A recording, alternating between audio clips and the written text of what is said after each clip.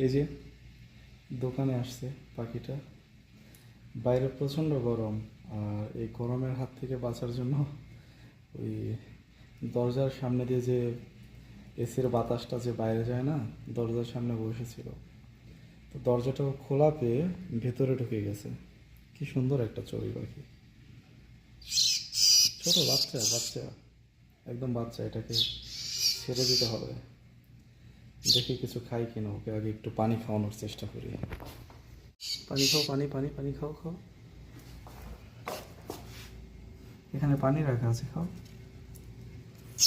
আসলে খাইতে পারবে না মনে হয়, ছোট তো।